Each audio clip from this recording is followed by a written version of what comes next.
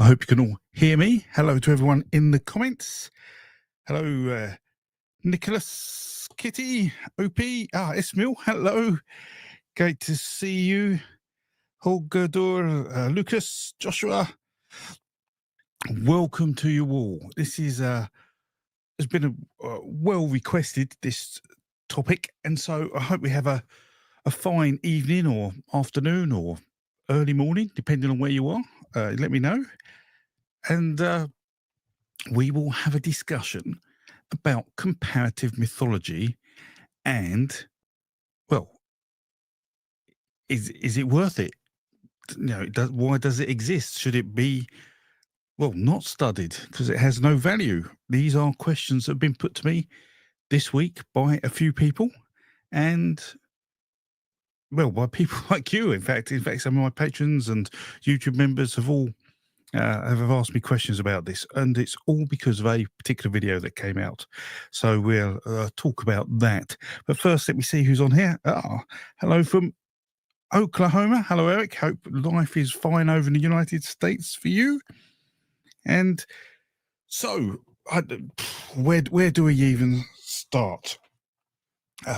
So I think as people are coming online, we'll have a little chat about mythology, and I can give you a little update on some news and things that are going on. If you don't read my vlog, just as people come online. Yes, we have a brief overview of comparative mythology. Yes, I'll give an overview of comparative mythology, but just to give us a small update on other things going on. For those of you who like the mythology database, I have pretty much finished expanding the functionality on that for now, and there's some great stuff, and I'll show you that towards the end of the stream if people want to see it, around searching for mythemes, because that will be quite relevant for things I'm going to talk about today. I could have some exciting news about a commission which I'm under NDA for.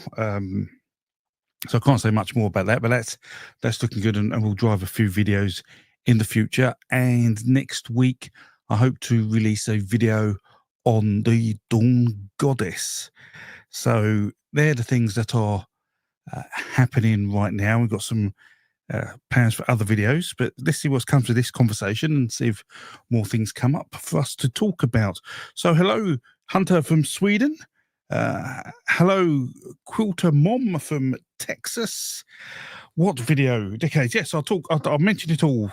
Decades. I'm just teasing you right now as people come in to spark the interest. Chicken to Jail from Arkansas. Hello, Larry. Hello, hope you're all okay. Hello, Cindy from Tennessee, and howdy from Kansas. Hello, man of the jacuzzi. That's a place to be today. So, what video? Who? How? Why am I talking about this? What's gone on? Some of you may be asking. And it's all to do with a creator known as Portable Orange. So, Portable Orange has been doing YouTube for about a year and a half, and has made a number of videos, not too many, which he spends quite a lot of time researching. He focuses, or much of his knowledge is around Roman history, and he's made a number of videos which I haven't watched, but he made one about comparative mythology and whether the Indo-Europeans were influential in the religion and beliefs of the Romans. That was really the crux of it, and it was an interesting video. I think he did a pretty good job considering the amount of information he had to cover. There are a few things in there that I wasn't particularly enamored about. I wish he did talk more about them. But in all fairness, I did message him, and we actually had a chat a couple of days ago now for about a couple of hours, 2 hours. We were talking about various things. We got on pretty well, and we'll probably end up talking again, and potentially we'll do a live stream where we can have a discussion, rather than a debate, because I'm much rather a casual, informal conversation about comparative mythology and its use. But before we do that, I thought I'd have a chat here in case any of you have seen the video and had comments, because it did cause quite a stir. As I said, many people who watched it messaged me, who know me, saying, "Have you seen this? What's this about? Is this true?" So we'll be going over all that. So let's see who else is on from Sweden and Tennessee. Howdy from Kansas, Austria. Hello, Philip from Austria. And right, so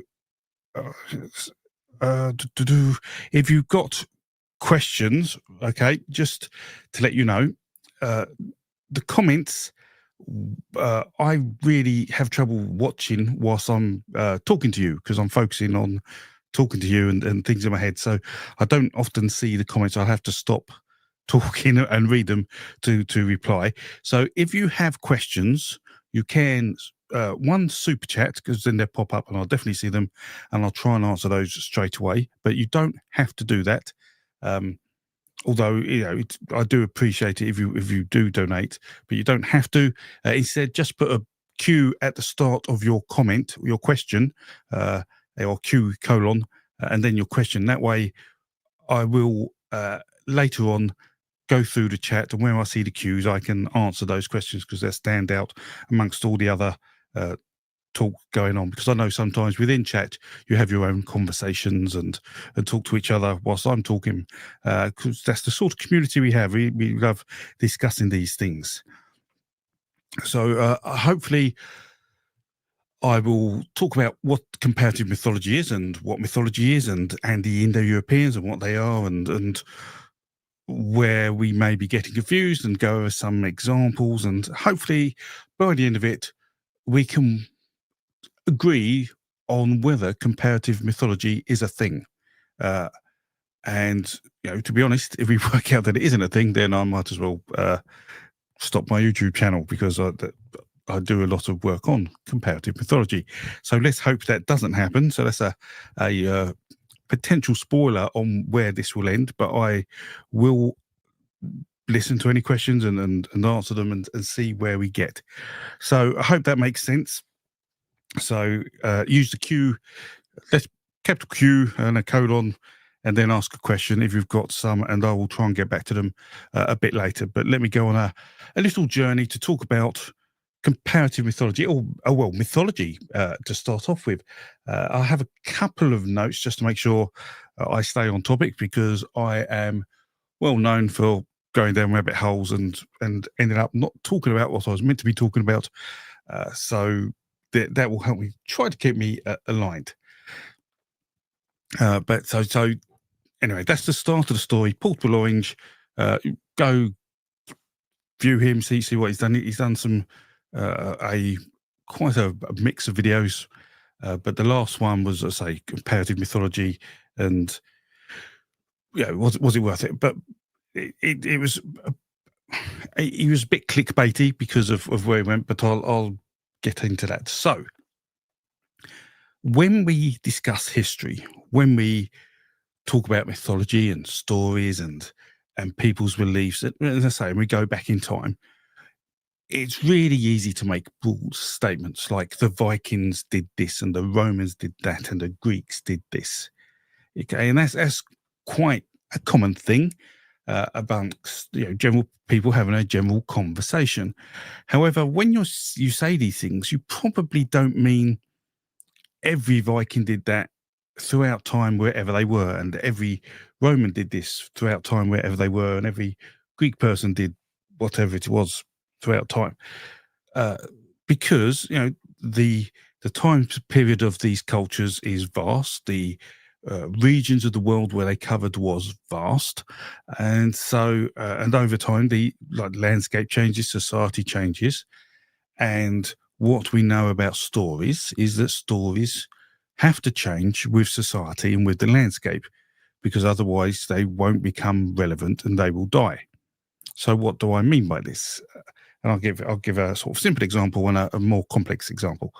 So the simple example is, if I was an Inuit, let's say, from Canada, and I had this story about a wild polar bear that was magical. And I went down to Mexico and I told this story to some Mexicans. They probably would have, and assume this, let's say, is 2,000 years ago. Uh, and I told this story. These Mexicans would probably have no idea what I was talking about for two reasons. One, they wouldn't recognize the landscape and the polar bears, what I was talking about, because they would have never probably seen a big white bear, especially one that eats people. And two, I would be speaking in a dialect of the Inuits, and they would be speaking in, 2,000 years ago, a local dialect of Mesoamerica. So there are these boundaries to cross, and it's quite important to say to understand that because we have this landscape change and linguistic change, stories have trouble sometimes persisting, and they would change if they do cross these boundaries. There's corruption that occurs, but in essence, time and distance and the society you're in, you need to tell stories that are relevant to it, or no one will understand them and therefore tell them. But what I also have suggested there that when stories travel, they need to sometimes cross boundaries. And when they cross these boundaries, they can change as well. And that's an important fact we will look at later to examine whether comparative mythology can be used because of the effect this has. So I hope that makes sense for now. So let's talk about what is myths, what is narratives. So when I say narrative, I mean a story of some kind. It could be as prose, poems, songs. It could be inscriptions. It's just text. Narrative is a good way to encompass everything. And then within that, in folklore, folklore is the subject covering the telling of these stories that people have. Folklore covers pretty much all sorts of stories. Most people think of folklore as being ancient stories told in medieval times that was passed down, had magic and supernatural things going on, but that just isn't true. That isn't what folklore is. Folklore covers all sorts of stories, from chants at football matches to those sort of stories we hear about maybe witches living in sort of on their own in cottages in the middle of the woods that you shouldn't approach unless you want to turn into a frog. There's all sorts of stories in between those, and that's all folklore. And folklore has genres, and one of the genres is mythology. Now, one of the things when people talk about comparative mythology is they rarely say what mythology is. They just assume you know. And that is because if I say, do you know what mythology is? Most of you will say, well, yes, I could probably answer that. But I can assure you that many of you will disagree on what it is. So if you're going to discuss mythology, you should make sure you define what it is first so people know what you're talking about.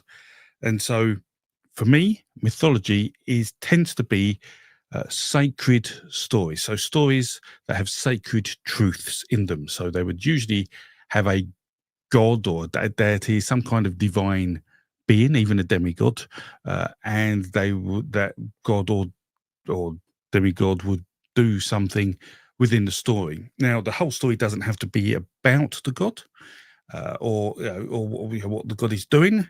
But if it includes that deity or a deity, then it is probably a myth. So Homer's Odyssey and the Iliad, myths. Many aspects of the Bible, certainly the Old Testament, I consider myth.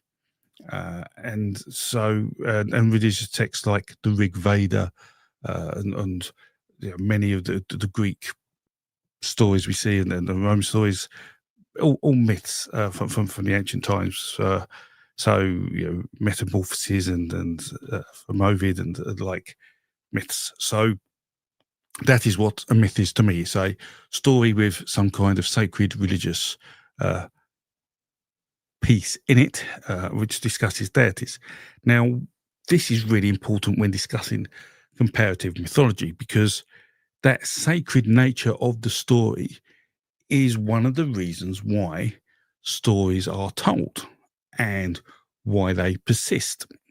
So, for example, uh, no one would really care if you told the story of, let's say, Goldilocks and the Three Bears or Little Red Riding Hood, if you're familiar with those stories, uh, incorrectly. Well, not, you can't really tell the story of Goldilocks and the Three Bears if the Three Bears were kangaroos. I mean, that probably wouldn't work. Well, unless you're in Australia and they hadn't seen bears, you have kangaroos, which is why stories change because of landscape. But you get the meaning that no one would be particularly upset about it. The story would generally work. But if you told a religious story, a story with a god or a sacred truth, and you get it wrong, people tend to get upset. And in extreme examples, people will call you a heretic. And in further extreme examples, people will then perhaps tie you to a stake and set you on fire and shout, heretic, die. And that's the end of you. So it's quite important to tell myths, or what they would have been at the time as these stories with sacredness within them, accurately and consistently, certainly the key parts. So that was a real incentive to persist in these stories. And it's really important that these stories sort of stayed alive for them in that way. So what also helped these stories persistent, which is important, because as they travel over landscape, you want the story to stay the same, despite the pushback of the landscape trying to change it and the pushback of the cultures trying to change it. You want that story to stay the same. But one of the other key features is that these old stories tended to be not as prose, so not like a book you would buy from a bookshop or a library, which is like a novel. They're not prose. They were poetry, and in song form, and that is because it's much easier to remember poems and songs. That there is a meter to them, a potentially a rhyme or alliteration. There's certainly a mechanism which makes them easier to remember, and certainly for some religious texts, specifically religious texts, the way they would be spoken then enhances that ability for them to be remembered. So, let's say if you go to a Roman Catholic church or a Church of England church that I'm more familiar with, uh, when they talk through mass, they will say certain things, but they will say this in this sort of often chanting manner. Not enchanting, but a kind of chant. Oh, excuse me if I've just hurt your ears, but that kind of thing. And that makes these things easier to remember as well, because there's this performance to them. And many of our oldest stories were performed, not just these religious texts like the Rig Veda, if you find it, and the Enuma Elish, but if you go to Scandinavia, the Eddas, the poems in the Poetic Edda, like Grimnismal or the Havamal, they would have been performed almost certainly in a kind of play. There would have been someone orally speaking this poem and acting out what was going on, which would again then help it be remembered. So we have all this to help persist a story, and this is really important in understanding and giving some evidence and credence to some of the data we're going to be looking at later. And then, is there really anything else to add to that? I think that is probably the key mechanisms. There's many more. I have written a paper on it and an essay on it, actually. And if you're a YouTube member or a patron, you would probably have read that. And actually, one of my last videos about why myths persist, I go over all this in more detail if you really want to study it. And that's been, so I wrote an essay for Oxford on that, and that was an easy pass. So just to give you, there's some credibility in what I'm doing there to let you know that it's been peer reviewed, and even my lecturer who remarked that wasn't a great fan of uh, comparative mythology, or what I do, which is computational comparative mythology, to trace myths back to their origins and to try and understand their source and their age. He was a bit skeptical, but he still was very happy with what I'd written. So, as I say, there is some credibility and backup there on what I'm talking about, that why myths persist. So, we have this. So, why am I telling you all this? Where are we going with this? So, let's talk about the Indo-Europeans briefly, and then I will look at some of the questions before I go on with other things, because this also is important. So, stories, there's been a lot of analysis on how long they can survive. I mean, can a culture, a static culture in the same environment, in the same landscape, tell a story and it persist for, a generation or two or three or more? Uh, and the thought is that even though those stories uh, back thousands of years ago were orally told, they weren't written down, uh, and they would be subject to changes over time because people amend sort of the stories and add bits and take bits away. The actual core structure of the story would probably remain pretty consistent over many thousands of years. And then we can ask the question, actually, well, if a story then travels, does it remain consistent? And yes, the story will change to match the landscape, but again, the core attributes of a story will remain consistent.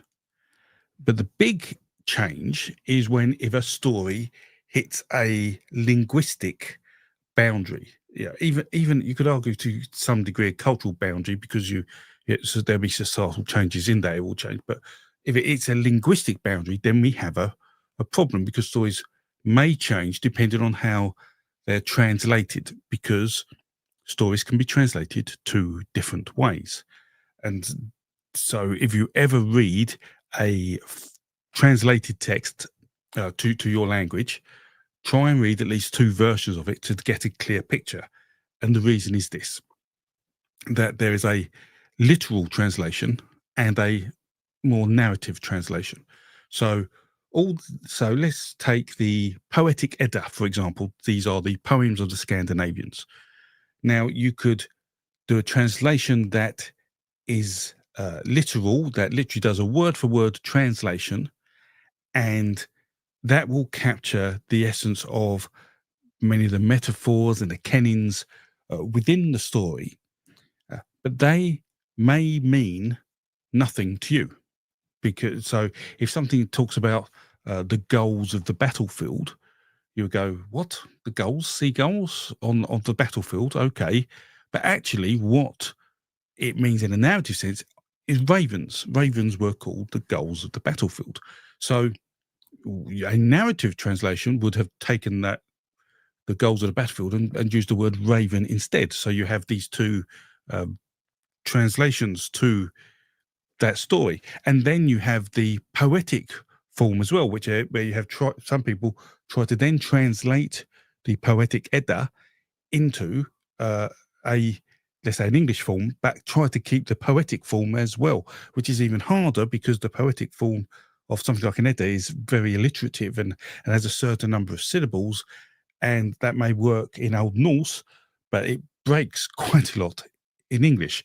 So there's these different issues with translation. So if you ever read an old, say, a translated ancient text, try to read at least two versions. For example, the Poetic Edda, I probably have 12. I've got 12 versions of the Poetic Edda on the shelf.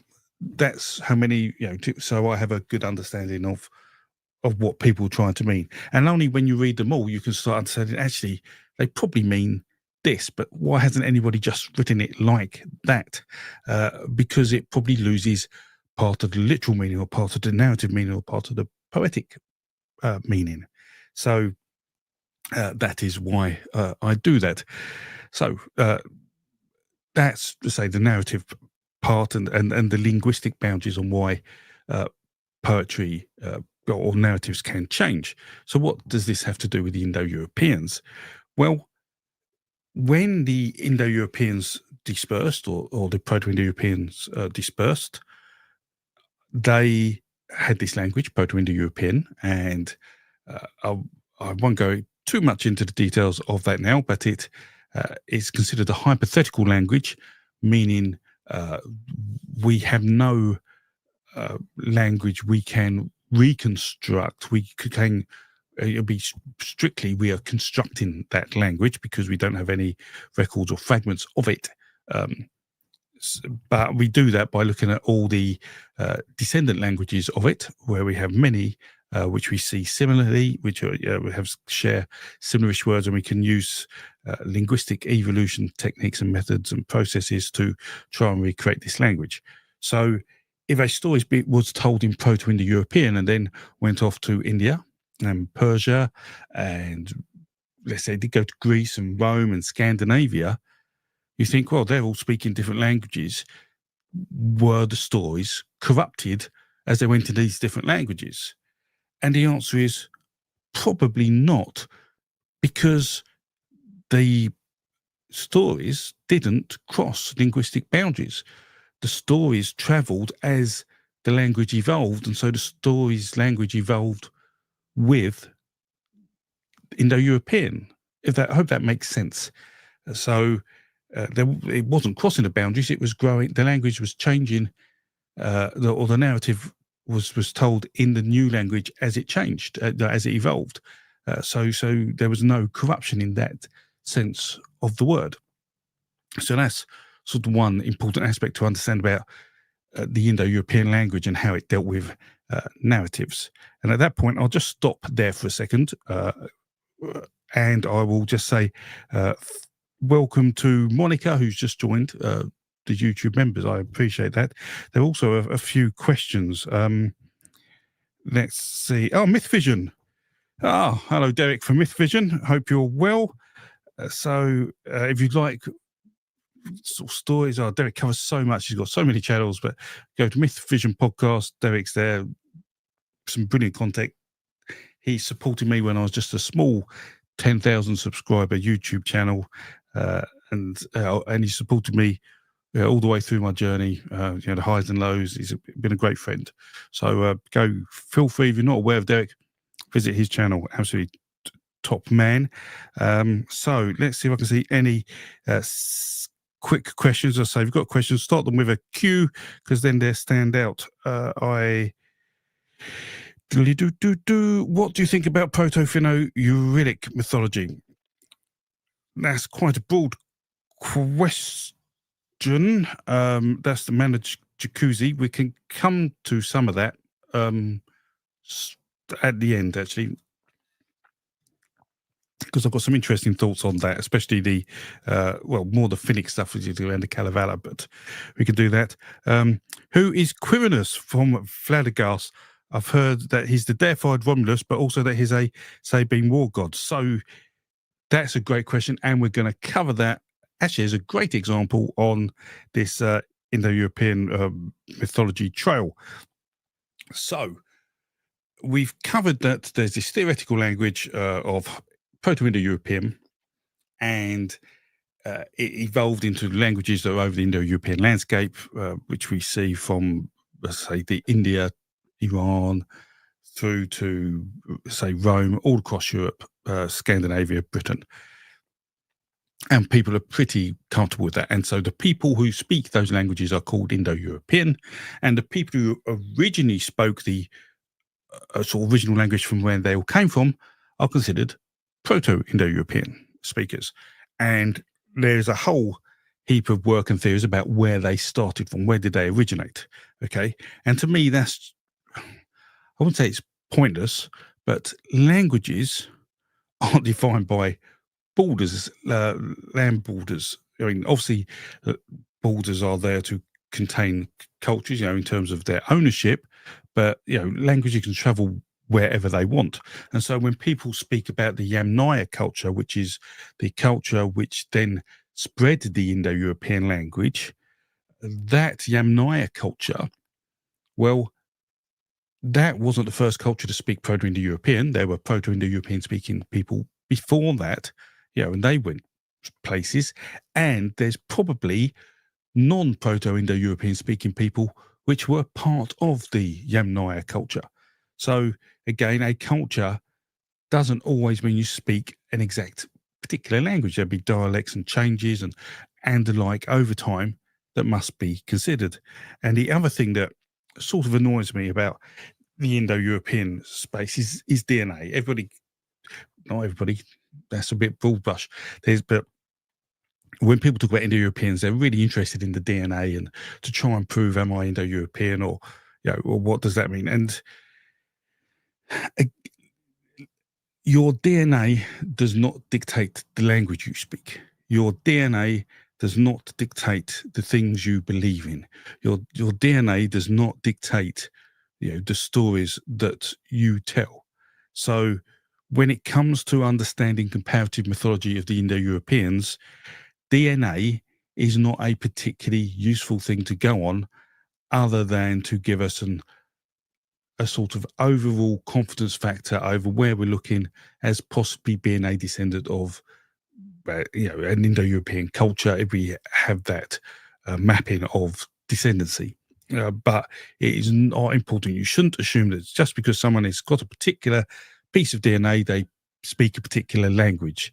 There are sort of, you can make generalizations based on things, in history and where people have stayed for a while, but it isn't an absolute, is what I'm saying. So we have to be aware of this. And so it isn't something we should consider as part of a fundamental algorithm to work out if comparative mythology is uh, spoken in a particular language, but it is something we could use to provide a level of confidence towards some evidence if necessary.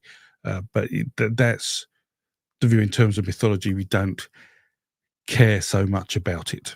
However, what we do care about is understanding human dispersal patterns, human migration patterns, uh, because again, if we understand those and we understand when those happened, then that allows us again to add certain levels of confidence to whatever evidence we find about migration of narratives, and therefore how uh, narratives evolve, and therefore to understand whether narratives could be related to each other, which is all part of the comparative mythology. Right, we got a question from Nicholas saying, any connection between Roman mythology and Irish Scottish mythology? Wasn't there a Celto-Italic language like some linguists proposed? So, so Celtic is really interesting because it's a bit like mythology. People say it, people think they know what they mean, but actually, if you ask different people what they mean by Celtic, you probably get a number of different answers. Such as some people believe it's like Irish, some Irish and Scottish, some Gaulish, some European. There's some Spanish. It could mean a number of things. So I have no doubt that there were some people that spoke some kind of form of potentially sort of a Celto Latin language somewhere in Europe. Whether that is related to the narratives told to people in Scotland and Ireland, I'm less sure of, without going into specific examples. But what we do see is that we do find that the general view of what Celtic is goes eventually at some point through Spain, up the western coast of Europe and into Ireland. So if there are narratives we can trace through that, then you could argue that they could be Celtic, and depending on how far back they go and where they go, they could be of maybe Celto-Italic origin. But that's a very high level view of that. So what there's lots of questions, and the question from Antonio. Indo-European have mythologies of Dais and a mother goddess. Yes, so we're going to cover. Let me cover all that. So let me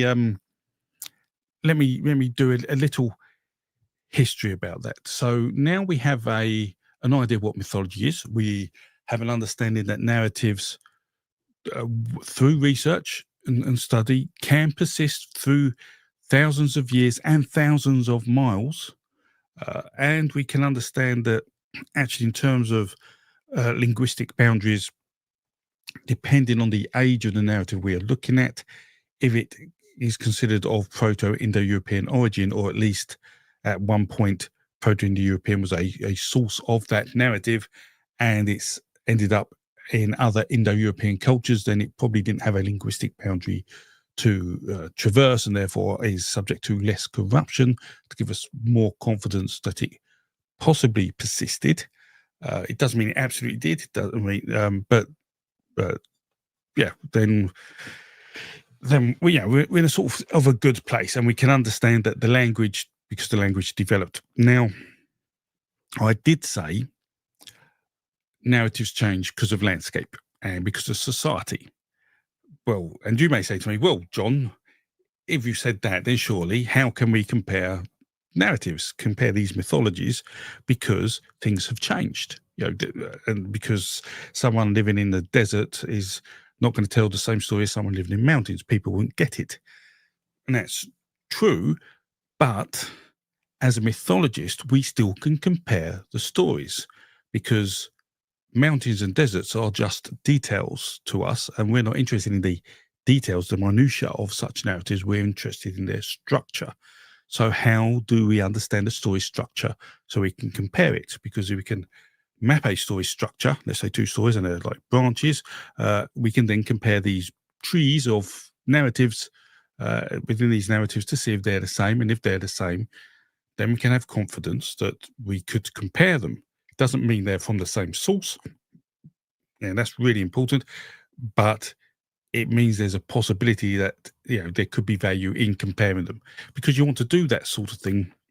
Otherwise, you could end up comparing narratives that will just never be the same. So there has to be a sort of stake in the ground to work out what to compare. So how do we do this? And this is where mythemes come in. So stories can have motifs. So there is a catalogue of analytics on the narratives called the Bearskins Analytical Catalogue. If anyone has followed me for a while, I rave about Bearskin's work. He has done so much for the study of mythology. Based on that, he should be praised and given the highest award possible for his work and his efforts. He has collated tens of thousands of narratives, maybe even over 100,000 narratives, and catalogue them to motifs, so you know what each story is about. And although he hasn't collected the whole narrative, he's just given a summary of it, but he's done this. And this allows you that if you want a story about how humans lost immortality, or the earth diver myth, which people here may know about, creation, or how people came from the underworld, or other such things, a trickster, that catalogue can help you. And he has around 3,500 motifs, maybe slightly less, on narratives to do that. And that's great. But motifs are quite high level. They don't allow us to really understand the story's structure. You can use it to understand if stories could be basically about the same thing, but it doesn't tell you whether the structure of the story is the same. And it is possible to have two stories about different things that have the same structure.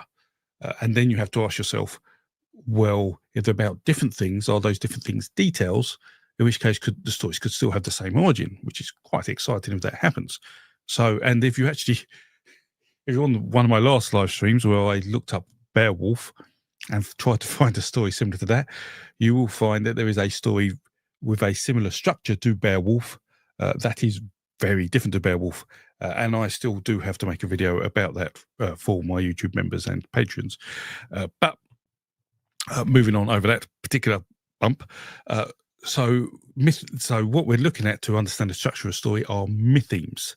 So mythemes are concise parts of a story that explain something in the story, but they are concise such that they do not become corrupt if they cross a linguistic or cultural boundary. So, for example, a story could have a mytheme of, a story could have a line in saying, the camel went to the watering hole. Okay, that's a line in the story, but the mytheme would be a quadruped mammal drinks.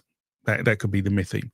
And then we could find other stories that have the horse led the horse to water, and that could be the quadruped mammal drinks. And so when you get quadruped mammal go over a linguistic boundary, it still remains a quadruped animal or mammal. Where if you get a camel going over a linguistic boundary, depending on where that is, it may be completely misconstrued. And we absolutely have many books from people where they misrepresent animals. There's one particular chap. Oh, I don't know if I've got the book down. Yeah, let me see if I can find the book. I don't know. I can't see off the top of my head. I have a book somewhere which where the author describes an elephant in the early Middle Ages, and it says it kills people using its ears because of a mistranslation of what the nose was. And so this is exactly the sort of thing I'm talking about. Mistranslation has led to a corruption in the details of a narrative. So yes, there we go. So if we can break a story down into myth themes, we can compare all the myth themes in a story, then we can see if the stories are structurally similar. If they are, it doesn't mean they have the same origin. It just means they are structurally similar, but it gives us a good starting point to compare narratives. And then we can work on, are they taught, were they told, how old they are, and then that's allowing us to go into the journey about these narratives. So I hope that makes sense. Now, for all of you who support me on YouTube, members and Patreon, this is where I thank you as I always do, because all these supporters here at Crackenfold have helped me and supported me develop the mythology database.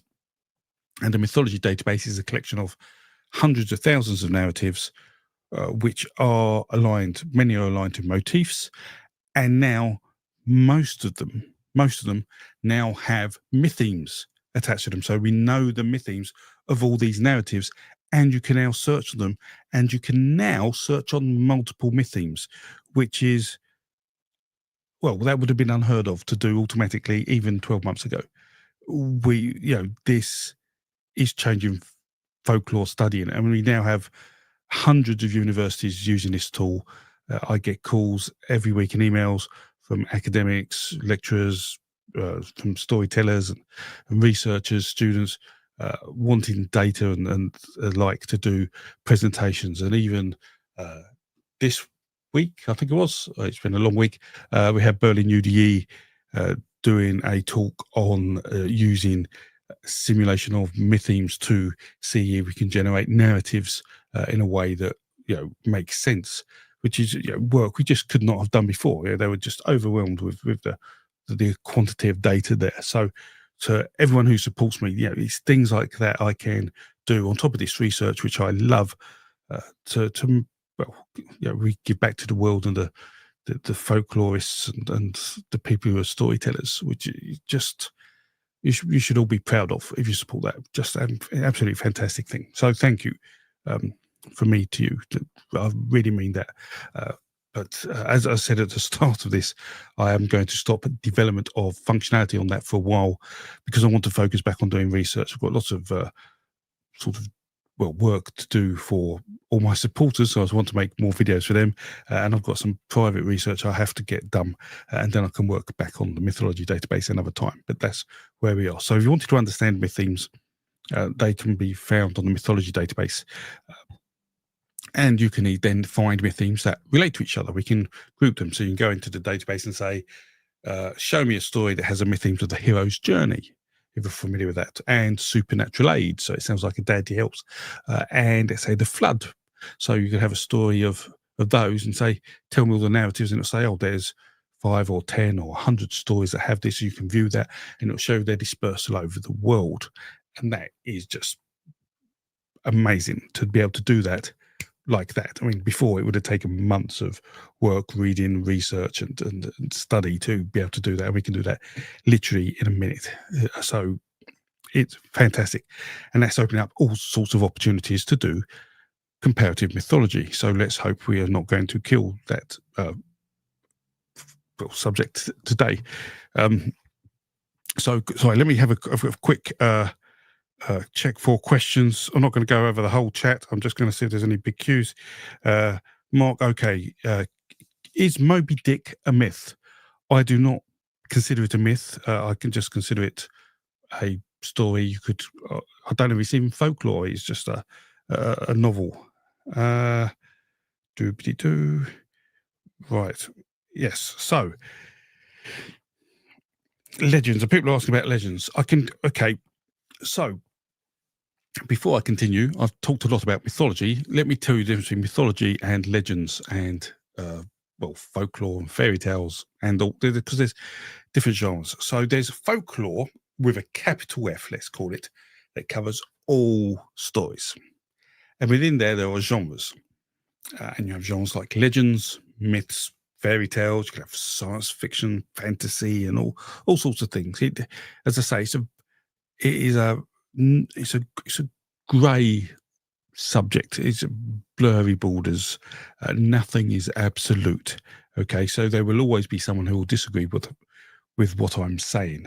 Although there probably be hopefully some overlap, but be some disagreeing on what we stand. But generally, say mythology are stories which are sacred and happened normally in prehistory, and normally on a world that looks like ours but isn't. And I say that because the world of myths tends to have like the underworld or vast palaces that don't exist or monsters living in caves that aren't there, although sometimes there are the caves but no monsters. And then we have sort of fact history that happens in history. So obviously someone's seen it and written it down as a primary source. These tend to be secular. There's no sacredness to them. And they happen on our world. So they happen in the real world because it is history. But legends tend to be a sort of a blur between the two. They tend to start in a place between history and prehistory. Excuse me. They tend to happen on our world. There may be a sacred element, although not always, and they tend to involve a character who some consider historical, but again, not always. So that is what a legend really is. But as I say, there will be folklorists, even friends of mine and peers of mine, who will disagree with that, but tweak it slightly. Some people disagree what mythology is and alike, but that's why it's really key to be specific about the scope when you're talking about something. And this is one of the sort of things you have to be conscious of when doing YouTube, is that I don't want to spend 30 minutes at the start of every video giving you all the context for what I'm going to talk about just to be, to have another academic sort of watch it and then feel comfortable that I'm being accurate. We do have to make some assumptions and some broad statements to allow it to flow with the assumption that I'm not deliberately trying to misinform you. So, you have to assume that I have some credibility, which hopefully you do, because, well, my work should speak for itself. The mythology database is used by many universities, and I help many lecturers, professors, authors, and academics literally every week. So that's the hope anyway. There are many YouTube videos out there that look fantastic, tell a good story about myth and fairy tales and nursery rhymes, and yet there is zero academic credibility to what they say, and yet they get more views than me, which makes me sad, but they are out there. So these are things you need to be aware of as a YouTube viewer, to when you're watching, to if you really want truth in academia, to learn and to study, make sure you're watching someone who has that you can trust.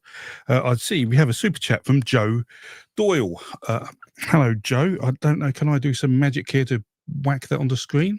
Yes, look at that. I'm technically able tonight. Right. Joe says, for about 5 years, I've been working on a novel that attempts to create an alternative pre-Christian, pagan, mythopoeia of the US, like J.R.R. Tolkien with his British mythopoeia. Any advice you can give? Well, Joe, there is the book writing advice, which is write something every day. Lock yourself in a room which doesn't have internet connection and just try and write something every day. Now, also, you can ignore my opinion because I've got 4 books I need to write, 2 I desperately need to write, and I am exactly near zero through the way I've completed them. So even though I know what I'm meant to be doing, I don't do it. But this is what my brain says I should be doing, which is to lock myself away and just write, even if you're stuck. So that's it. But in terms of advice, it really depends on where you want to go. But I'd imagine it will be somewhere around the First Nation American type culture and stories, the narratives there. So you need to be able to collate them, and you have to realize that there are probably different sets of culture there, where tribes have split up and where tribes have come together. And so it's really a question of understanding their stories and beliefs and then trying to shape something around those, I would guess. And then, I mean, because that will give it a sense of sort of, it could be analogous to the Americas. You shouldn't forget people like the Inuit and going down into Mesoamerica, the extremes there. I think that's really useful. And but apart from that, and you have a really good landscape to cover from, the say the West Coast now and the Grand Canyons and the Rockies over to the plains of Montana, I think it is, and then the Midwest, I guess, with there, and then it's all starts getting green again, and you have the Appalachian Mountains down southeast, and actually they go up north quite a lot. Yeah, so there's you've got a brilliant landscape to talk about, and then you can add a few things in between. The odd monster dragon, what lives in the Grand Canyon, or or in the forests up in Oregon and that, because large bears, but other things people talk about Bigfoot, but you could probably expand on that. So for me, that's a brilliant landscape of storytelling you have there, and I would really wish you success, Joe, in what you do on that. That could end up being a great story. I hope it is a great story. So yes, that's my view there. I hope that helps and makes some sense. To say, the mythology database is there, and it's really useful for authors who have ideas for stories but don't want to repeat other ideas. You can go on there and look for similar things, or the myth themes now, to give you ideas of how people have developed. And they say there are many authors who are using that. So feel free to use it. If you become a patron, you tend to get better access to more tools and more functionalities, not significantly more, but you can sometimes do better searches and see you have access to features that sometimes are in beta or pre-release early and the like. So by all means, that's the way to do it. But that's my thought. So very interesting, very interesting. Yeah, let us know how you get on with that. So where are we? So we've got all this landscape of narratives, what language means, landscape means, societal changes. We've got this understanding of what myths and fairy tales are, and all this. So we've got all this data basically on a narrative. So how do we know if they're the same? How do we compare them? What's happened? Can we compare them? And this is where things get a little portable orange, let's say. So there is a view that if we see similar stories or similar figures in stories across the Indo-European landscape in different areas, so let's say we see a chief god and an earth mother, so a sky father and an earth mother tend to be the heads of pantheons in the Proto-Indo-European. If we see similar constructs in other Indo-European religious pantheons, then does that mean they are all related and they have the same function? and the same attributes. Uh, and it's very easy to think they would, because why else would they have the same names? But the thing is, as I've said about narratives, is that details change through landscape and society. So whilst a story may be called the same name, its details will change as it travels across the landscape. And the same is with the name of a god. The details of the god may change as it travels across the landscape. It doesn't mean there isn't overlap. It doesn't mean that. So we have, for example, there's Deus Puter, who is the chief god of the Proto-Indo-Europeans. That's something we have constructed from all the data, that there's this chief god here, and Demeter, the Earth Mother, Degos Mater, I think it is, of the Earth Mother. And then we see these similarly in other pantheons. So in Greece, there is Demeter, and there is Zeus, and Zeus is cognate with Deus. We see Deus in the Vedic. We see Tyr in the Germanic, and Tiwaz, in the Germanic, and Tyr's Scandinavian. We see in Jupiter, so Deus Puter in Rome, and we think, well, these are probably the same god. Well, they've got a name that's cognate, but it doesn't mean they are the same. And this is the important thing, I think, that Portable Orange is trying to say, is that there's the name has originated from the same place. There are possibly some aspects of the god that are similar, but how do we know that they are similar because they originated from the Proto-Indo-Europeans, or that a chief god just needs those, so they would have them wherever they end up, or that the chief god and the Earth Mother haven't landed in the pantheon and then changed their properties to accommodate whatever gods may have been in the pantheon before them.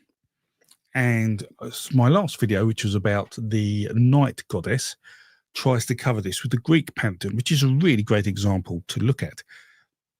So in the Greek pantheon, we see Zeus with Hera, and Hera is not an Earth Mother character. And in fact, because we have Demeter, Demeter's relegated. So why is that? Would she be the Earth Mother when Hera's actually considered the Earth? And Zeus, who's the Sky Father, well, you have Uranus who runs the sky. So what's going on? And then you've got Zeus, who now has hold the lightning bolt with an epithet that reminds us all of Percunus, the storm god. So it sounds like that Zeus has now storm god properties, and his son, Heracles, who has all the mythology of a storm god, doesn't have the sacredness of a storm god. He's not a god. He's just a mortal. And so is not actually, despite his name Heracles, is not the son of Hera, even though his name is Glory to Hera. So it seems like there's been absolutely mythology that has changed, pantheons that have changed to accommodate the Indo-European influence on an already existing pantheon. But the Indo-Europeans haven't taken over the Greek belief system, the Greek culture. They've just influenced some of it. And how much have they influenced? That's really difficult to say. Somewhere between 5% and 95%. Well, and why is this? Why didn't they take it over? And the reason is to do with landscape in a way, is that Greece had a really significant trade with the northern Mediterranean cultures and cities, and down into the Near East. There was regular contact. And if you actually look at the Greek cosmogony, their creation myth, the one probably from, I'd imagine Ovid's is Metamorphosis. I think it's Metamorphosis is the one where we have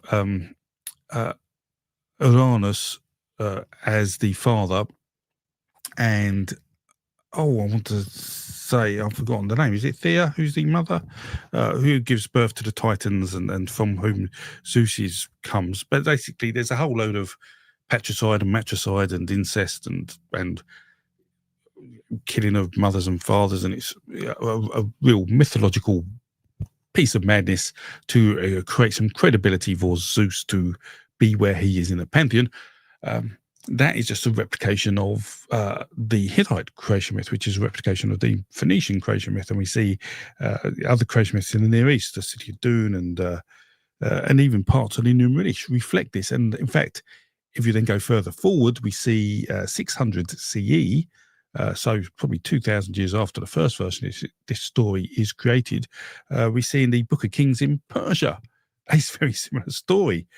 So we have this structurally similar story from the Near East into Greece and a few places in between, and then later on into Persia. I mean, Greece and Persia did a lot of trade as well.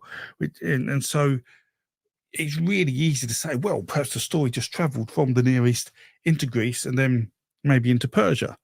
And I probably have enough data to say there is confidence that it went from the Near East into Greece because of the way the story evolves.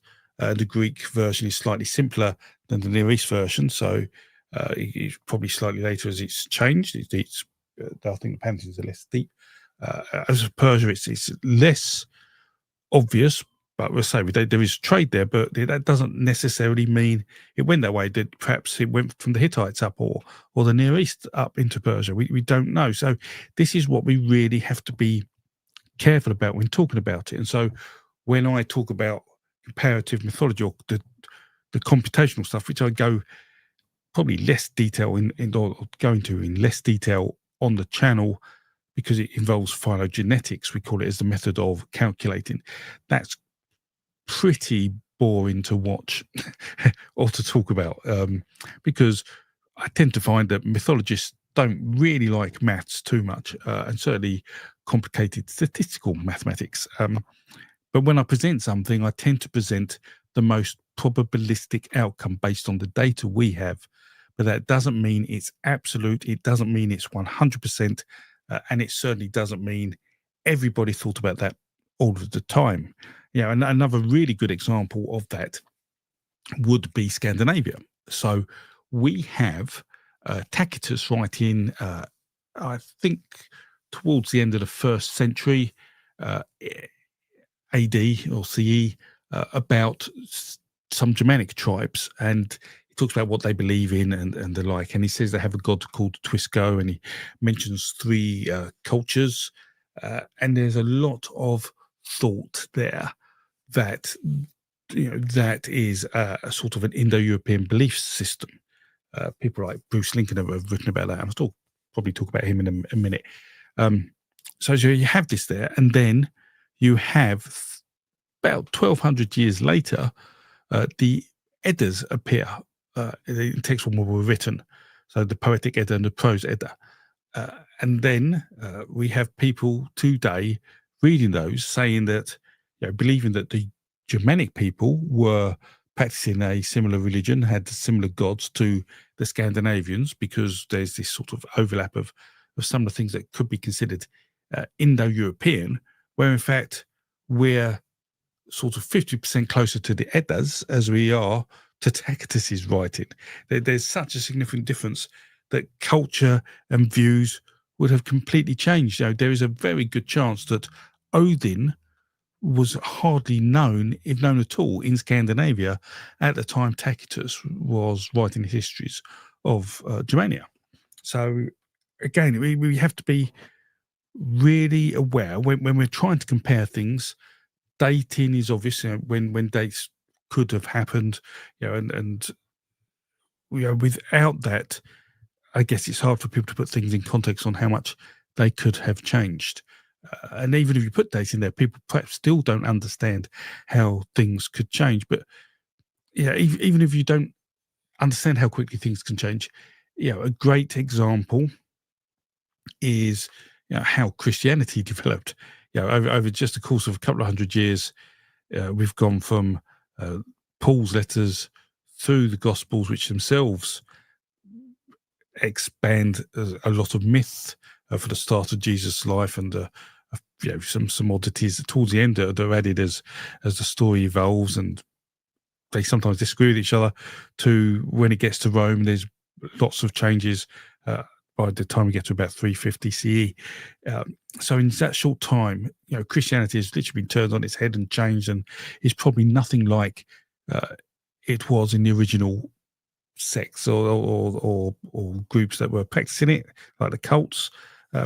And even more recently, an example often here is of Roswell with the aliens. So Area 51, 80 years ago, there was some wreckage found of what we believe to be a balloon, like a scientific balloon, and that has turned into, within 80 years, in a world with radio, television, newspapers, and even the internet now, it's turned into the fact that Roswell has live aliens and spaceships. That's how quickly myths can start and folklore can start and rumors. And it seems to be even worse today with all these conspiracy theories and the like. Just humans are storytellers. We love stories, and the world today just seems to be a fantastic place to hear them. And part of that reason is the way social media works. So if you're not familiar, social media will serve you narratives you want to hear. So you'll just get lots of confirmation bias again and again and again. And this is one of the problems with comparative mythology and studying it. If you're looking for comparative mythology, you may well suffer from confirmation bias because you want things to be the same. So you really have to step back and have a clear mind when you're comparing things. And with that, I'll pause and go back because I see there's lots of chatting going on. See if there's any questions in the recent few minutes. I can't see any cues. Q, right. Kitty has asked the question, are there some aspects of the Mother Mary that relate to aspects of older goddesses? So that's interesting. Now, I'm not a New Testament expert, but I do believe some people think that some of Jesus's and the New Testament stories, I would say, do relate to Homer's work. And that is interesting. I would say that the Gospels were written by Greeks and Greek scholars who were probably very familiar with Greek literature, so that would make sense. Now, I would also say that I'm sometimes asked, is Jesus real? And I don't think that's the right question to ask. If you look at Jesus's life in the New Testament, you have his birth, then you have his lost years, and then you have him getting sort of baptized by John the Baptist and going on his passion. Now, I think the first part of it is definitely myth, made up, and the authors of the Gospels almost say that. Sort of, I think Luke may be the one who talks about we have to put something here because it is prophesied that this happens through Jesus, and so that story is created. So he's putting in this story, and that Jesus is born of a Virgin Mary. So how many other, let's call them demigods, because Jesus could consider himself as not actually God himself, but a sort of a slice of God, a demigod, would you say, are born of a virgin. And if you look at the Greek myths, many heroes are born of a virgin. Zeus comes along, God, impregnates a virgin, and pop, out comes a hero who does some heroic stuff. And actually, if you look at it, that's pretty much where some of the stories of Jesus's birth come from. Absolutely very analogous to that. So that's, I see there's some overlap there. Any cues? I can't see any cues. So say, I don't know if people are asking me questions. I see a lot of at Crackenfolds. If there are questions, put a Q at the front, because then I know what we're going on. So I see a few at Crackenfolds. So let me, DBK is asking some questions. So let me see what that is. At Crackenfold, in my own oral tradition of, oral tradition line of the Upanishads, satsang Krishna was just another Satguru, no god at all. At one time, gods of Pi derivative may not have been gods in their myth lore. Okay, so yeah, absolutely. What we consider a god may not be what our ancestors would have considered a god. Yeah, and we know this, in fact. So we have high confidence that in prehistory, before we had sedentary behavior, we think, I think there's strong agreement that those humans would have been animists. They would have believed that life exists in anything that sort of moved, or just part of nature. The animals all had their own aspects to them, which is so you didn't really have gods in the way we expected them. We see that in and Anatoly Lieberman is an example I mentioned quite a lot. He wrote about the Wothu, and which is a group of frenzied spirits, and this is an Indo-European belief. He believes that eventually forms Odin, or comes as one of the aspects of Woden and Odin, and that was sort of in Proto-Germanic at least called the Wothu. Although I think he does suggest it's probably older than Indo-European, that belief that the stormy winds you hear in the woods and the trees, the whistling and the thunder and the lightning of a storm, all that together was a religious or an entity, a sacred entity, let's call it. So yes, gods take different forms, and it wasn't until we had sedentary behavior, in my own opinion, this is that we start seeing gods become anthropomorphized properly, that they become more human-like, because the society we were in was far more people-focused. There's a difference between hunter-gatherers wandering around to even hunter-gatherers living in the same place on top of each other before we get into farming and all the administration and the need for hierarchical politics in that society, which would further strengthen the need for anthropomorphic gods because we wanted to believe in something we could relate to. So yes, gods change, I think, all the time. So we got a few other questions. So Joshua S asks, isn't a hero just someone favored by the gods?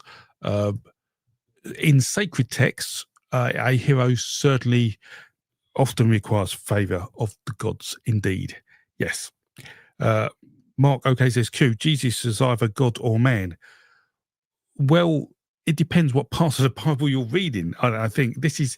I mean, Jesus isn't a single qualified entity. He changes from, say, his absolutely mythical aspects to me when he's born and growing up. All that is totally made up, to the lost years, because no one knows what he's doing, and he obviously, there's all sorts of weird theories about going off to Nepal or whatever.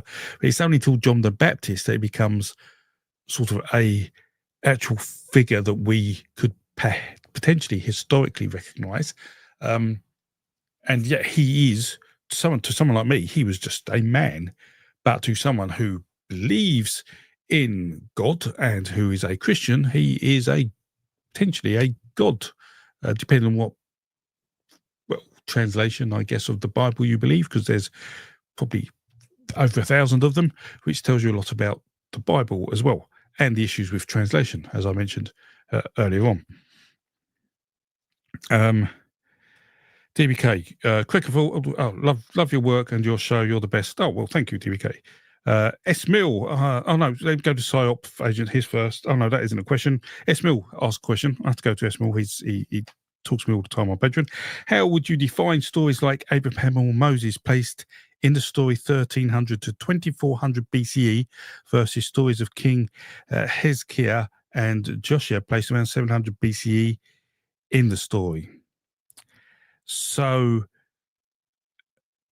I would say so you can't take the Bible as a whole. You have to take, say, particular narratives and look at the narratives, and then the narratives for that story contain sacred aspects, then that would be mythical. That would be take on it, but you have to put the story in context, and this is the whole thing. This is what I'm really trying to get at. Is whilst I would like to say, oh, the Indo-European spread and their beliefs spread, and there are similarities between the Vedic culture and the Old Norse culture, so from India to Scandinavia, it doesn't mean that everything was shared. It doesn't mean they had exactly the same beliefs in everything. We have to be really specific about and what time. So because the beliefs of the Scandinavians 2,000 years ago is different to the belief of the Scandinavians 1,000 years ago. And the same with the Rig Veda. The difference between the Vedic culture 4,000 years ago is different to that of 2,000 years ago. So it really depends, again, when it was written and the actual narrative.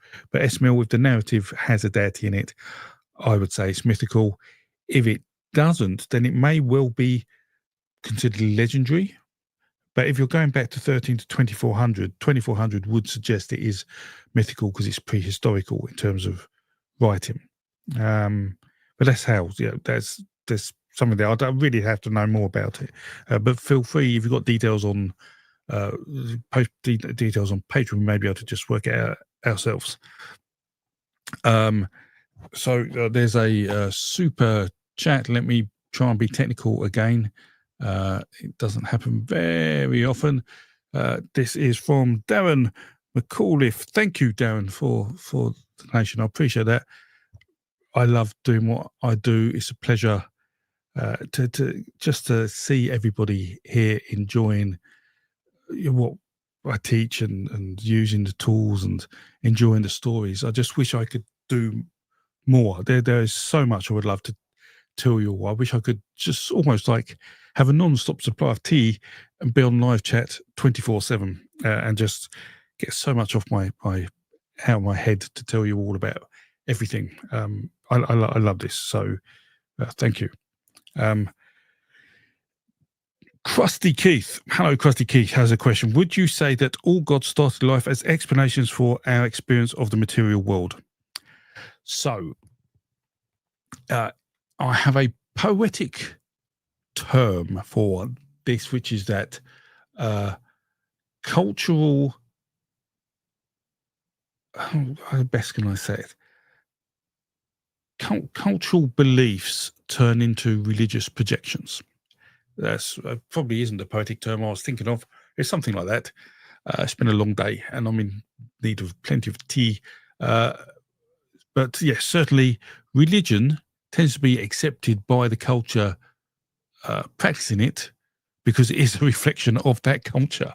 And so that is what it is. And so if the culture believes, well, that mountain turned up because it was a giant and that's holes in the ground because that's where the hammer of Thor fell and that fire's over there because a dragon burnt an ancient king of the land, then, and that's what the religion will send back and everybody will believe it. So that is why. That is really what religion is. Win of Fuel question: what would such a framework about hunter-gatherers and sedentary farmers mean for societies that advanced and organized but didn't stop moving like steppe herders? So sedentary farmers would have had to stop moving because they're sedentary. Or didn't stop moving like steppe herders. So steppe herders, but steppe herders did settle. So there was some sedentary practice, although you tend to find eventually we start seeing people travel in a particular defined area repeatedly, like in a cyclical way, which also helped the myth they told and the stories they told to explain the landscape in different seasons. We sort of see some reflection of that. But I'm not too sure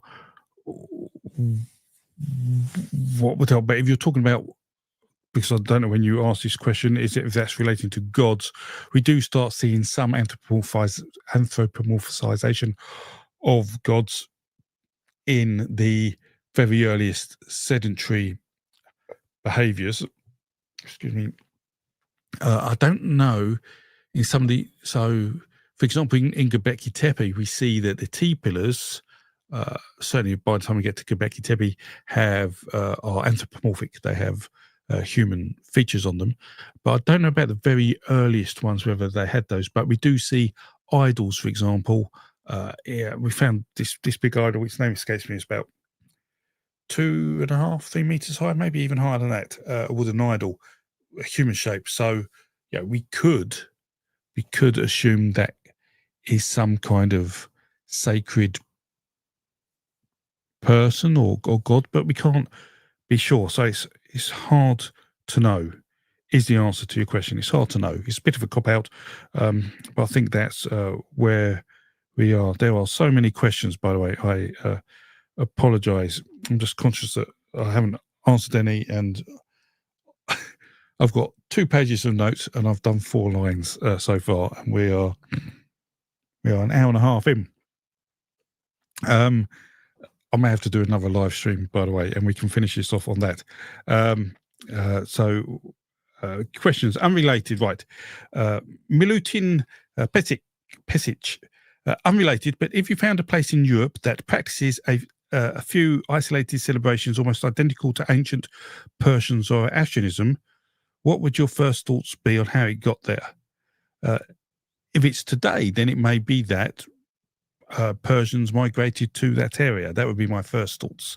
Because we see that in Hungary and Finland with the culture there being quite different to the Indo-European cultures around it. So yeah, there'd be my thought that people migrated there rather than it went there and then developed as an archetype. And in fact, actually, while we're there, I'm going to pause question. Let me talk about archetypes and Jung and Campbell and a few other things.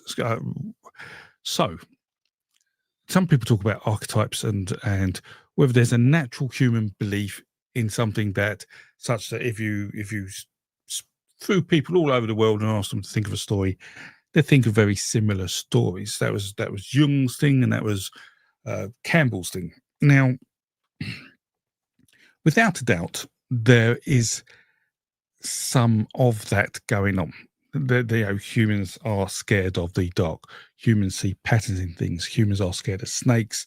Humans don't want to drown, and there's certain aspects. And so I agree that there's some of that. However, the work Joseph Campbell done in terms of the hero's journey and the monomyth was a very cherry-picked study. Even though Joseph Campbell was, I think, was the head of the American Folklore Society at some point, his work is biased and of not an academic standard. You shouldn't necessarily quote his book if you're writing a paper, unless you put some context around why you're doing it and an awareness of the issues with that.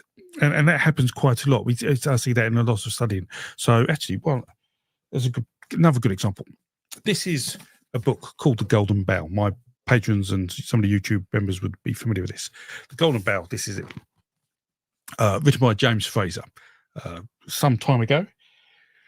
And the way, and people quote for that thing is brilliant. Okay. But this is not the Golden Bough. Okay. You want to know the Golden Bough? I can say this because this is the Golden Bough. This is the book you buy in the shops today. And that is actually what it is. Okay. So why is that? Well, one, no one really wants to read all those books. But two, Fraser started writing and came up with thoughts and ideas and said, these are ideas I've got, but they may not be true and whatever. But by the time he gets to the end of the book, he's turned some of his ideas as though they're actually evidence and facts into what he's producing.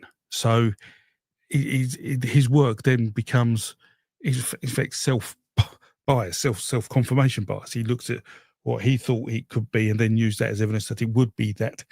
So again, Fraser, much like Campbell, I would really stay away from if you wanted to use it for an academic source, unless you put it in context and show awareness of the issues with such a text. So in terms of archetypal thought and the like and common common sources for comparative mythology, because I know a lot of people use that. Be careful of that. The other book, is there another book? Did I have? Oh, yes. If you want to, whilst I remember, if you want to study comparative mythology, most people will, for Indo-European studies, we recommended Jan Prouvail's Comparative Mythology. Unfortunately, obviously, Jan is no longer with us, but this book sort of needs a bit of an update. There are archaeological finds, and see, I've used it a lot, lots of notes in there and post-it notes and the like. There's been lots of archaeological finds that add extra data to his work, which is useful. One of which is around Romulus and Remus, which someone asked a question about earlier, about Quirinus and whether Quirinus was a deity. So Jan, if I remember this right, now you have to forgive me, it's been a while since I've read the book, it says that Romulus and Remus, the story of the two people who created Rome, was actually called Remus and Romulus originally. Rome was not named after Romulus, but Romulus was named after Rome, and we can work back that Remus, I believe it was Remus, is, I don't know, Romulus is the equivalent, I think, of Quirinus, which relates to an old god, as in two Uranus or something, two gods. So yes, there does seem to be some really old mythology in there that is coming through. And you could look at the story of Romulus and Remus and say it's very similar to the Indo-European creation myth, which has twins. And in the Indo-European myth, the twins create the cosmos. In the Roman myth, the twins create a city. The twins have suckled on a wolf, and in the Indo-European story, the twins suckle on a cow.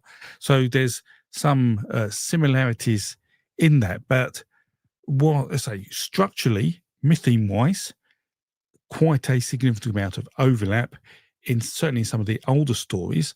But if you look at it, if you stand back and look at it as a narrative, it looks similar-ish, but you can't actually tell it's the same. It's gone through a lot of changes. And I think this was the point, again, Portable Orange was trying to make, is that even though there's some Indo-European influence in there, which happened at some point in Rome's development, it possibly happened after Rome was founded. Even the story, then the myth changed. There's no reason why that wouldn't happen. It is a relatively small amount of influence. Rome was not an Indo-European.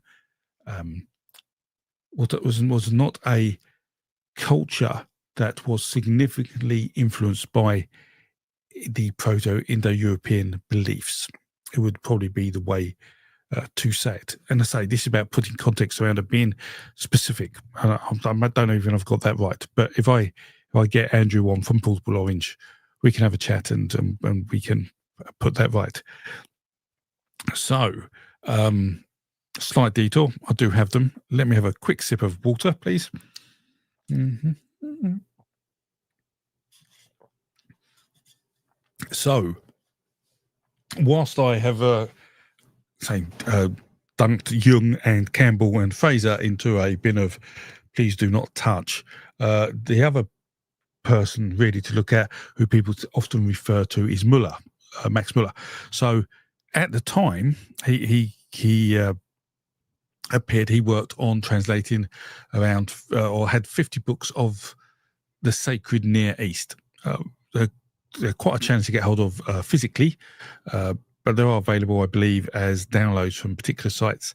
And these were translations of books like the Book of Manu and the Rig Veda and other books. So really useful if you don't have translations. However, today those translations are considered at best poor. Again, certainly if you wanted a translation of one of the texts that he has covered, it probably isn't best to use his work. It's probably best to use a more recent version of translations. So whilst many people sometimes ask me, what book should I read, John? There's a set of books probably don't want to read unless you want to understand the history of folklore and mythology, as opposed to actually study the myths themselves. So let me try and whiz through any cues here. So, Win of Thule. Question: are you familiar with Gnosticism? If so, are you aware of the other possible influences beside the obvious Abrahamic and Greek in the story of Sophia and the Aeons? So I'm not overly familiar with Gnosticism, apart from that sort of the demiurge aspect of it. So no, I can't really say much about that. I certainly am not familiar with the story of Sophia and the Aeons, although that sounds quite interesting. But that's something I'll have to look up another day and put in my pile of books to read, which they're not part of, by the way. I've that's just a pile there because I got them out a while ago and haven't put them back because I am not very good at keeping my books as tidy as I should. This is the only tidy bookshelf I've got in my library. All the rest, it's book heaven, but it's a book mess. So, any other questions? Kitty, question: is there a certain archetype of deity that seems to be the most popular throughout history? So, Mother Nature. If I had to say what is the most sort of common deity people would mention, I think Mother Nature is probably it. Certainly for us in the Indo-European space and even the agrarian space, the storm god is probably very popular, probably the most popular. So storm gods and earth mothers, which is strange really, because within the Proto-Indo-European pantheon, we tend to see a sky father and an earth mother, but in the agrarian pantheons, we tend to see a storm godfather and a sky god mother. So it's like we're taking the best of both worlds to cover the most sort of archetypal deities. So that's strange. But understanding that as well allows us to understand things such as how pantheons change. Because, let's say, the Greek pantheon, definitely agrarian influence at the start. The agrarian culture hit Europe long before Proto-Indo-European culture. So, some people think Proto-Indo-Europeans came along and overwrote all the agrarian culture. And no doubt at some times with some people, some of that did happen, but it didn't happen all the time, and things changed afterwards, and other cultures arose, and sometimes we see the corded-ware and the bell-beaker culture, which again, these sort of annoys me because you've named these vast expanses of cultures after just how their pottery looks, which is again really broad brush sort of approach.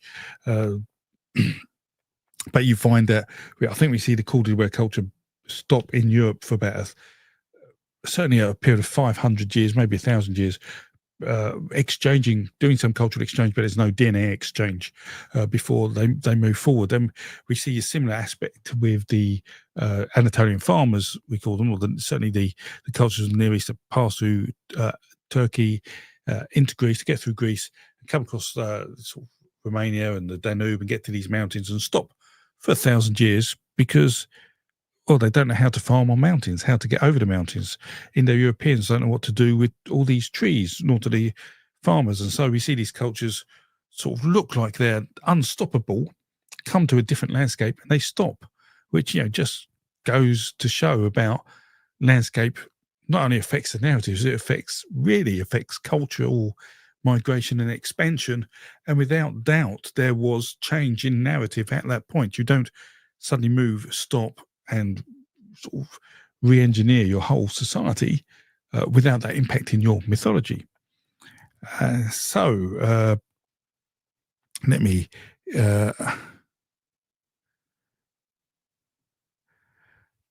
right. So Monica McKeon, I see saying, at Kitty, I asked at Crickenford a question on what was the oldest surviving stories from before the patriarchy. And was there ever before? Was someone else? Sorry, Monica, I don't think I saw that question. So let me. What's the oldest story before the patriarchy? So again, this is one of those things. Whilst we generally believe that the Proto-Indo-European society was patriarchal because of the language and the words we can reconstruct tend to have a bent towards male relationships or relations in terms of family structures.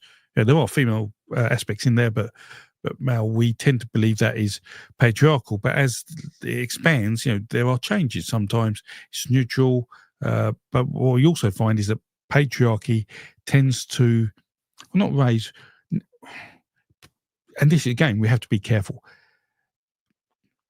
What I would say is that the introduction of farming into human society meant that men were more likely to do more of the farming than women, and therefore the narratives around these societies tended to therefore reflect the male idea of things more than it did in hunter-gatherer societies. That's quite a general broad brush as well, because there'll be societies where that isn't necessarily the case. But certainly, in terms of academic studies I've seen, there does tend to be a skew towards male bias in narratives where farming culture has happened. So, if we're looking at oldest stories pre-patriarchy, there will be stories before farming, and so in effect, what is the oldest story? And what is the oldest story? We don't. Again, it's hard to tell. We have some stories of dragons, serpents in Australia and South Africa, which looks structurally and narratively very similar, almost too similar to be archetypal thought in terms of the aspects of the dragon and the controlling of water and creation of life. So that's very old indeed. We see creation myths as being old. Now, whilst the Earth Diver I see as being very old in certainly the data I've seen, Witzel, but I'm pretty sure it's Witzel. It might be Bearskin, but it might be Witzel, who talks about humans coming from the underground out of a tree as probably being the oldest myth. So the oldest creation myth hasn't got humans being created. Humans just arrive on an already created world. And so Witzel, can I get his book? 1 second, I'll show you that book. The Origins of World Mythology by Michael Witzel, who's head of Vedic Studies at Harvard. He expanded the Indo-European work that had been going on and made it into a world mythology book, which is often referenced by most comparative mythologists nowadays, from Bearskin to Hugh and Lequelic and all the other fantastic people who work on the computational comparative mythology. So that's a good worldwide study. It tends to focus on creation myths, though. It was done before DNA analysis came out, which Witzel himself, I think, said, he may have said, she said in that book, I can't remember, that it shouldn't have had any effect on the overall outcome of his study. But certainly his oldest myth is creation of people coming out of the earth. The dragon myth's old, but to me, I think the oldest myth is to do with death and the loss of immortality. Why do we die? Because it is such an emotional event. I believe, why we are here is a question everybody asks themselves, but it isn't necessarily as an emotionally deep question we ask ourselves, as opposed to, why has my child died? Why has my partner died? They're deep. So to me, I think the death stories are the oldest, but we just don't know. It's hard to prove. We can't prove which stories are older than the last significant migration out of Africa around 50,000 years ago, because there's no record of it. It's, if people who left Africa 50,000 years ago went to Australia, which I believe they did, and everywhere else in the world, because the DNA matches that, we see marks in it from Neanderthal, admixture, and the like. All the people outside of all the people outside of sub-Saharan Africa are related to a dispersal of people from 50,000 years ago, and they're telling stories. Then we can't be confident that any story is older than 50,000 years. And the way we think, if we do say that, there must be a set of data that allows us to think that, and that's around, let's call it, the strength of a story, and the amount it has spread may give an indication of its age. So I hope that helped, Monica. David Breskin, question: is it possible that the Epic of Gilgamesh, to be old enough that Enkidu to be a Neanderthalian, or the image of Neanderthalians to survive long enough to be incorporated in the epic? No, I don't believe that at all. I mean, the Neanderthals, in terms of those living in the Near East, probably died out shortly after the 50,000 year migration out of Africa, and certainly by 35,000 years ago, pretty much all non-modern humans had been wiped out. There are few remain. There may have been a few Denisovians or Homo erectus, or the Hobbit people on islands, but generally no. Because once you've got that story, then there's two. Basically, the things the enumeralists talk about were also not around when humans left Africa, because there's a lot of farming in there, and the like, and the flood myths we know are 30,000 years old. But also, I just don't think Neanderthals were around long enough as we disperse to have an influence on that. These are interesting questions. So, Raul Petrescu, question: what affects whether a culture believes a deity anthropomorphization to be male or female? For example, the sun god, goddess, or the earth being a feminine mother figure. What determines that? That is a really good question, and I've got to say, I don't know. That's not my area of expertise at all. I don't know. And we do see the sex of gods changing in pantheons in the same culture over a period of even a few hundred years. So there are influences. It may be the influence of the heads of the society and their sex. It may be something else. I don't know. That's a great question. I don't know. I'm sure there's better academics than me who studied that would be able to answer that. But that is a good question. I'll have a think about that.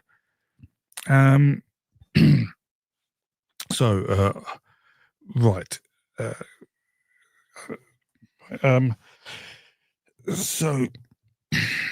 Right. So I'm conscious of time. It's now 11:15, and I haven't really spoken about comparative mythology. I've spoken about what mythology is and some of the things we need to be aware of. And basically, the good news is, let's get to the good news. Good news is that comparative mythology went through this process of, certainly with the likes of Dumezil, who brought in the tripartite system in Indo-European, but and you see it with Fraser as well. They lumped so much together. It was really broad. They could see patterns, and they brought them together and say, well, they must be related because language is related. So what Dumezil's whole process of doing things isn't great, but he did his ideas. What he was trying to achieve was the right thing, and the tripartite system, certain aspects of it works really well in terms of the king, priest, warrior, and provider. And I talk about that a lot in the Indo-European creation myth recreation, but you also see it in many myths, this indication there. Or again, we have to be careful because, yeah, as comparative mythologists, are we showing confirmation bias by saying all that looks like that matches, such as with the divine twins? The divine twins, one looks like a warrior, one looks like a provider. But are we just saying that because we know what warriors and providers look like and we see that? It's interesting, and it's yeah. So yes, back in the day, it was all bald, but when people like Lincoln came along, Bruce Lincoln, who I really admire his work, uh, and his book Theorizing Myth, which Portable Orange, respect to him, he mentioned he has actually read that book as well. It's a great book, it touches lots of great subjects. He became more aware and how and you see his journey, how he changes his views on things, and rather than having this broad approach, I guess we'd call it a more how would I call it? Mm, I would say more specific, focused, and considered approach, and actually starting to think about cultural differences and what isn't Indo-European within uh, a culture, an Indo-European culture, rather than what is. And we see that. And so I think that's helped the study of Indo-European mythology immensely, doing that, because I think there are really good benefits to saying these are things that definitely aren't Indo-European, and then you're left with things that could be, not definitely are, but could be, and then you could use that as a smaller sample set to then do further comparison of Indo-European mythology. That's how things have sort of really changed. Now, the other thing, perhaps which is really important before we wind this up, is about the need to do this in terms of, what did I call it on here? I think I called it the intertextuality. Yes, the intertextuality. So if we just looked at the Rig Veda, for example, on its own, we wouldn't necessarily have much idea what some of the things meant. But because we can see similar narratives in other texts, from the Avestas or even in the Eddas, or in Greek texts, we have this intertextuality. We can compare and provide context and help us understand meaning of those things, because there is similarity there. Because you could still argue, oh, that's just coincidence that there's similarity, and we just assume they had the same archetypical thought. But when it comes to probabilities, because it's all about probability, I'll be probabilistically, I guess, influenced that they are related. And so this intertextuality is really important. And one of the best books I've read on it, although there isn't, well, there's Watkins does some really great work. So he wrote How to Kill a Dragon, about poetic phrases, and one of the phrases in there is about slaying the serpent, and it's a reoccurring theme in Indo-European mythology. But there's a great book which covers, it's Anzu, I've written note here, Anzu Illumilich Era Anissam by Winsnow. It's hard to get hold of. I had to read it at the British Library for a few visits, which talks about the intertextuality of the Near Eastern myths, and he's got some great diagrams in there on how they all link. So if you're not interested necessarily so much in Indo-European, more Near Eastern, Winscombe's book on that is fantastic. I liked it so much I actually tracked down a copy. It took about 2 years to do, but fantastic book to read. But Watkins' How to Kill a Dragon is very good for that, to start understanding how we can use this to put it in context. And so let me sort of summarize this in a sense that, and then I'll answer a few more questions. But to me, there is, with all this put together and all this consideration, all this advancement of research, the use of mythemes, the probabilistic outcomes, the computational comparative mythology and phylogenetics, we can have confidence in the results of comparative mythological studies. I'm not saying that everything is comparative, but we can have confidence in the results he gives us. So if he says it isn't, we can feel confident it isn't. If we can say this narrative is more likely to travel this direction than this direction, we can have confidence that it's more likely to travel in that direction. And then if that matches dispersals and other things we know in archaeological records, we can have more confidence in it, where nothing is absolute and things must be put in context. So where does this leave us with comparative mythology and the Indo-Europeans specifically?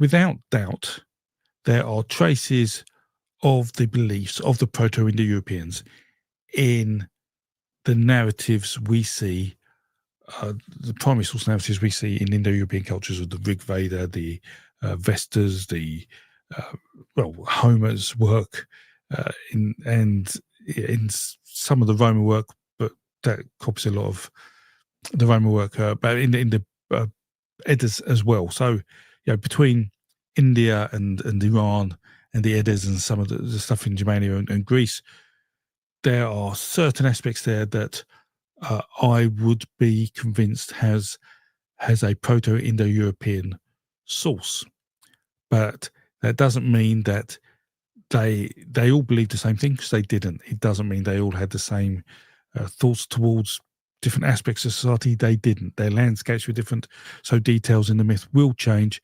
But there are structural similarities in myths. That in certainly dragon slayer myths, cattle raiding myths, the creation myth, the big religious type myths, we see comparative mythology in there.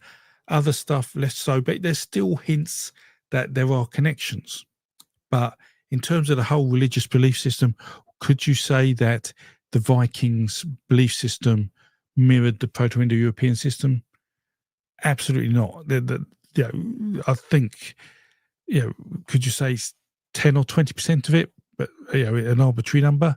Perhaps it certainly isn't 50%. It's lower than that.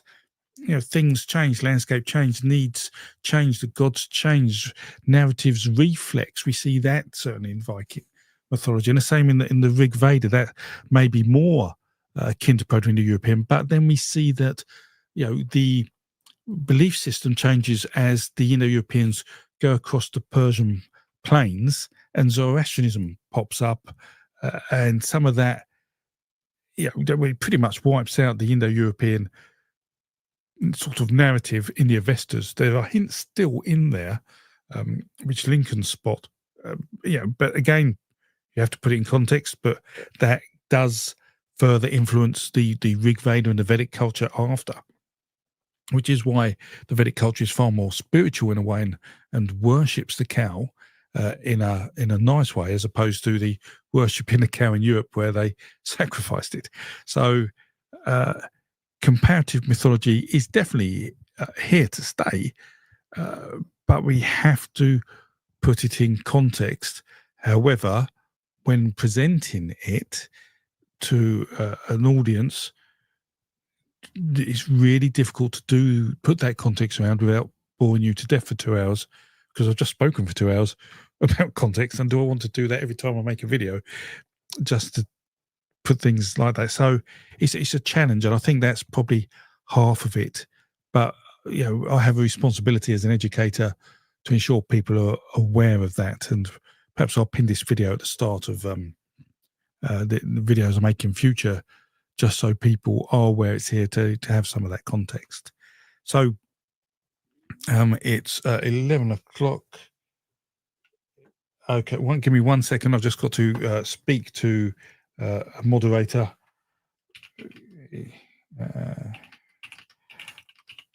Right. I will slowly wind it up. I'll just there's been lots of questions come up. Let me just whiz down there. Oh, look at this. Here we go. This is Matt from Ancient Architects. He's just familiar with him. He talks about ancient Egypt and early sedentary behavior, and like, great channel, a really good friend of mine. We talk most days, and he's always up late, and I go to bed early usually, so he's surprised I'm awake. But yeah, he's just started a new channel. I think it's called More Ancient Architects. So if you like that sort of thing, give Matt a follow. Absolutely brilliant. So yeah, let me just go through a few questions. I'll do the ones that are near the latest ones, because hopefully I've answered maybe some of the questions you had really early on, and there's just so many. I just appreciative of everyone here. I just can't believe. I can't believe I talk so much. I can't believe you've listened to me for so long, so many of you. So let me try to answer a few more questions before I go. So, Kitty, it does make one wonder if there is just something about the human soul that we connect to create similar stories. I don't know if it's true, but I do see how it could be an interesting idea. So, yeah, this is the archetype thing. Yeah, there are some things that we will naturally think of, irrespective of where we are and who we are. As I say, we are human after all. We have evolved. We have evolved in a particular way to appreciate and consider the environment around us. And I think that will influence us. But whether we understand everything, I don't know. So, Daniel Z question: the Greeks and the Romans took a lot of influence from Phoenicians, Canaan deities. Are there any instances of ideas that Canaan Phoenicians took from Greek religions? Well, we do see, and this upsets lots of people when I say this, I believe some Indo-European influence in the Bible, and actually into Africa. So one particular example of that is the cattle raiding myth. So this is the serpent slayer myth. Where you go off to defeat the enemy to get your cattle. In the Bible, we see that as David and the Philistines, and we also see it in the sand culture in Africa. I think it's called. In fact, I will look it up. I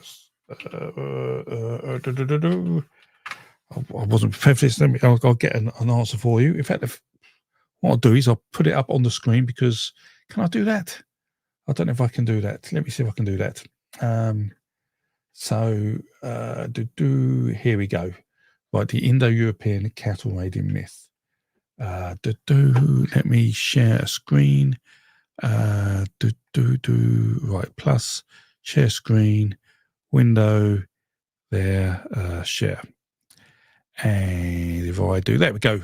I don't know if you can see that. Let me put myself in the corner. Whoop. So we see that we have David and the Philistines as a myth, but we also see Nur and Dinka and Masai and Kikyu, which are part of the sand culture. But these are considered Indo-European cattle raiding myth. So we see it from Scandinavia through to India and across Persia, Greek and Rome, as you would expect for a strongly themed Indo-European myth. But we also see it in the Near East as well. So, yeah, that answers that, I hope. Well, that's just one example of that. Aquemini Arts question: are you aware of the Blind Boy podcast? No, I'm not. He talks a lot about Irish mythology. I think you two could have a great chat about the subject. Absolutely. I'm happy to pretty much talk to anyone, if you can't tell. Yes, I'll try and remember him and see if I can reach out to him. It's a question of finding time. I'm incredibly busy for the next month or two, but I'll do my best. Brian M asks question: does Dagda defeating Mata, the monster sea turtle, mirror the appearance of the dragon turtle in Taoism and the bride of the heavenly lady? I would say that is unlikely. I wasn't sure of Mata being a monster sea turtle. I'd have to look that, but my gut feels unlikely, but I don't know enough about the detail of the dragon turtle in Taoism to answer that for sure. One day I'll learn about Taoism, I'm sure. So, Brian, Rule Petrescu: what affects whether a culture believes a deity anthropomorphism? Oh, I've asked that. Oh, right, okay. So I think we've probably come to the end of it. Question. Oh, there's one question from Valdegast. Heracles and the stables of August would be a cattle-raiding myth as well, wouldn't it? Yes, Heracles. Is it Gaidon? Is it Grey? Oh, I can't remember one. There's so many stories. I wish I could remember them all. I think there's something called Greyon. He fights the dragon. But yes, there is a cattle raiding myth in Heracles, absolutely. And I do have a myth on cattle raiding, which talks about that. Gerton, could be that. The comparative mythology is about to end. It is Joshua S. It's 11 o'clock here. It's way past my bedtime. So I will stop on that. I'll ask one more question, which is Nabotex question. Have you heard of the Maori New Zealand myth about a man fishing up country's islands using his mother's jawbone? Yes, that's actually part. That wasn't that also the character in the Disney film or Pixar film who does that. I did touch on that some months ago for a video. So yes. But I hope that you all learned something, and that we can be confident, or that I am certainly very confident that comparative mythology will survive, and I'm very confident that the methods we use are great, and I am absolutely over the moon with how the mythology database has turned out. It has grown so much. And I say, with the mytheme work now, if any of you study folklore and narratives, I hope you find it really helpful. Any positive feedback or any critical feedback about it, let me know. Data quality needs to be improved. I am working on that, but that will never end. That will be a non-stop journey. I've also Add a Narrative is now working on the database. I haven't told anyone that, but if you have stories, you can now add them, but you need to make sure you have associated data such as authors, years, primary sources, tradition. If you've got those, then you can add narratives. So that hopefully will expand the database over time when I can get someone to validate the inputs you give. So, let me just quickly run this. So that's it. So thank you all so much for listening. Your support has been fantastic. For all the questions, for those who want to know where the mythology database is, you could just Google mythology database. That should come up, or go to mythologydatabase.com. And feel free, you have to register with your email address to use it. I don't spam you or use your email address other than to let you sign on, as a method of restricting AI scrapers coming on, because if someone comes on and starts scraping data, I can see it straight away and I can ban their email address like that. And that allows me to control the data. And the reason I do that is that whilst it's great for AI to have access to narratives, I'm not too sure that they will use that data ethically or in the way it is intended, and therefore they could misrepresent the data. And say, as an educator, you have to be responsible in how you deal with data and how you let people consume it. So for now, that data, we're trying to sort of keep it protected, and that's why.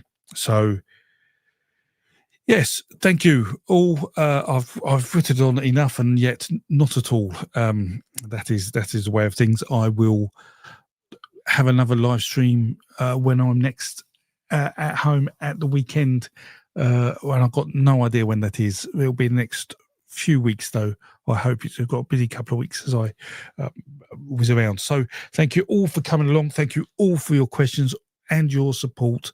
Feel free to comment on this video if you watch it later, if you miss some, and I do try and answer all the sensible, constructive comments where I can. If you're on YouTube members or Patreon, ask questions there, comments, and as you all know, I do respond to those as quickly as I can, normally within a day or so. So thank you all for everything, for your support. It means a lot. I'm here to stay for hopefully a good few years yet, where we can read more stories, delve into more myths that may go back tens of thousands of years, and I'll do more with the mythology database so we can all study myths more easily. And with that, please, look after yourselves, take care, and I will speak to you all again very, very soon. Toodle pip.